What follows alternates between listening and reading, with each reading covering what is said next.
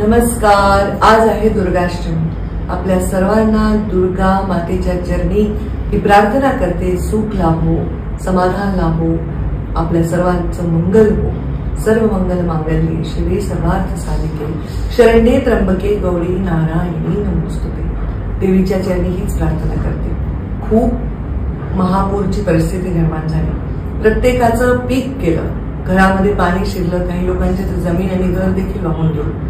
डोळ्यांनी ही परिस्थिती मी पाहिलेली आहे आणि त्यांच्यासाठी सुद्धा नक्कीच योग्य निर्णय सरकार घेईल ही सुद्धा मला पूर्ण शाश्वती आहे. आता येत आहे दसरा मेळावा.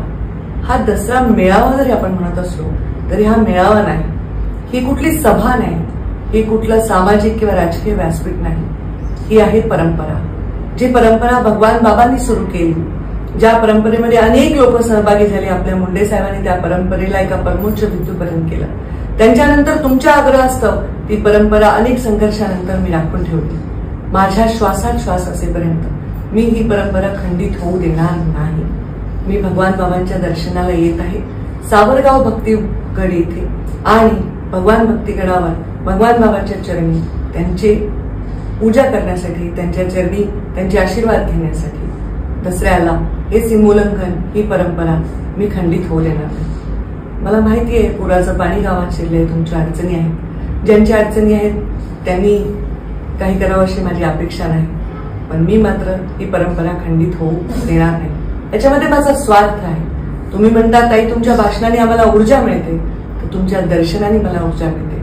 तिथे केवळ भगवान बाबांचं दर्शन मला मिळत नाही, तुमच्या विराट रूपाचं दर्शन मिळतं, तुमच्या सगळ्यांचे आशीर्वाद मिळतात आणि वर्षभर संघर्ष करण्याची ऊर्जा मला मिळते.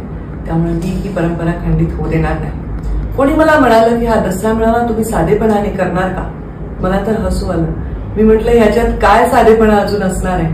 जमिनीवर बसायला काही अंथरलेलं नसतं तरी लोक मातीत बसतात. वरती आकाशातून ऊन येऊ पाऊस येऊ काहीही कुठलंही शेड लावलेलं नसतं तरी लोक तिथं बसतात.